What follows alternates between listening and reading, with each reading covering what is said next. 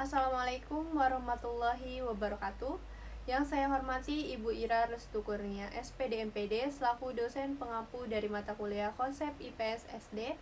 Perkenalkan, nama saya Irma Widiatur Rohmah dengan NIM 132510264. Pada kesempatan kali ini, saya akan membahas tentang pembelajaran IPS di sekolah dasar. Dalam konsep ini, saya akan menjelaskan beberapa hal penting, yaitu tentang urgensi mata pelajaran IPS di sekolah dasar, bagaimana seharusnya IPS diajarkan kepada siswa sekolah dasar, bagaimana cara guru mengajarkan IPS agar tidak membosankan, serta bagaimana contoh pembelajaran IPS yang bersifat kontekstual. Semoga penjelasan yang saya sampaikan dapat menambah pemahaman kita mengenai pentingnya pembelajaran IPS di sekolah dasar. Baik, langsung saja kita masuk ke pembahasan yang pertama. Yang pertama, apa urgensi mata pelajaran IPS di sekolah dasar? IPS di sekolah dasar sangat penting karena membantu siswa memahami kehidupan sosial di masyarakat. Melalui pembelajaran IPS, siswa belajar tentang hubungan antar manusia, lingkungan tempat tinggal, serta bagaimana cara hidup bersama dengan baik. Selain itu, IPS juga mengajarkan nilai-nilai seperti kerjasama, toleransi, tanggung jawab, dan kepedulian terhadap lingkungan. Hal ini penting agar sejak kecil siswa memiliki sikap sosial yang baik.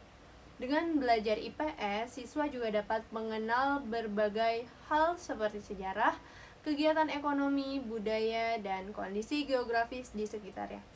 Pengetahuan ini membantu siswa memahami dunia di sekitar mereka sehingga mereka dapat menjadi warga masyarakat yang baik di masa depan. Jadi urgensi IPS di sekolah dasar adalah membentuk siswa agar memiliki pengetahuan sosial, sikap yang baik, serta mampu hidup di masyarakat dengan baik. Yang kedua, bagaimana seharusnya IPS dibelajarkan kepada siswa sekolah dasar? Pembelajaran IPS di SD seharusnya disampaikan dengan cara yang sederhana, menarik, dan mudah dipahami oleh siswa. Guru tidak hanya menjelaskan materi secara teori, tetapi juga mengaitkan dengan kehidupan sehari-hari siswa. Guru dapat menggunakan berbagai metode pembelajaran seperti diskusi kelompok, tanya jawab, permainan edukatif, ataupun cerita tentang kehidupan masyarakat. Dengan cara tersebut, siswa akan lebih aktif dan tidak mudah bosan. Selain itu, pembelajaran IPS juga sebaiknya menggunakan media pembelajaran juga seperti gambar, video, peta, atau benda nyata, agar siswa lebih mudah memahami materi yang dipelajari. Dengan pembelajaran yang menarik dan interaktif, siswa dapat memahami konsep IPS dengan baik. Yang ketiga, bagaimana cara guru mengajarkan IPS agar tidak membosankan? Agar pembelajaran IPS tidak membosankan, guru perlu menggunakan metode yang kreatif dan menyenangkan. Beberapa cara yang dapat dilakukan guru antara lain menggunakan permainan edukatif, melakukan diskusi kelompok, serta bermain peran ataupun role play, atau menggunakan cerita tentang peristiwa sejarah dan lingkungan masyarakat. Guru juga dapat mengajak siswa melakukan kegiatan observasi sederhana di lingkungan sekitar seperti mengamati kegiatan jual beli di pasar atau melihat bentuk kerja sama di lingkungan sekolah. Nah, dengan kegiatan yang aktif dan menyenangkan, siswa akan lebih tertarik mengikuti pembelajaran di IPS dan lebih mudah memahami materi yang diajarkan.